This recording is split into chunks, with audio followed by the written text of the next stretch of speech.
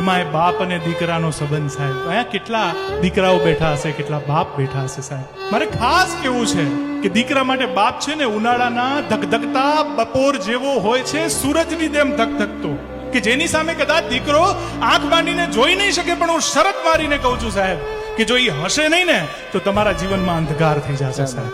આ બાપ છે. ઘણા સમયથી અર્જુનભાઈ એક સ્ટેટમેન્ટ સાંભળતા આવીએ છીએ કે લવ ઇઝ બ્લાઇન્ડ, પણ થોડા સમય પહેલા ભાઈએ એની સરસ મજાની ડેફિનેશન નિમિત ઓઝા સાહેબના પુસ્તકમાંથી આપી કે જ્યારે નાના હતા ને ત્યારે પપ્પા સાથે ખરીદી કરવા જતા અને મને ગમેલા વસ્તુના પ્રાઇસ ટેગનું વજન એ મારા પપ્પાના ખિસ્સા કરતા ભારે હતું, પણ એ મારા બાપને દેખાણું નહીં ને ત્યારે મને ખબર પડી કે લવ ઇઝ બ્લાઇન્ડ, પ્રેમ આંધળો હોય છે સાહેબ. અને કદાચ એટલે ગુલઝાર સાહેબને લખવું પડ્યું હશે સાહેબ કે જેબ ખાલી હો फिर भी मना करते नहीं देखा, जेब खाली हो फिर भी मना करते नहीं देखा, मैंने बाप से अमीर इंसान नहीं देखा, मैंने बाप से अमीर इंसान नहीं देखा सर.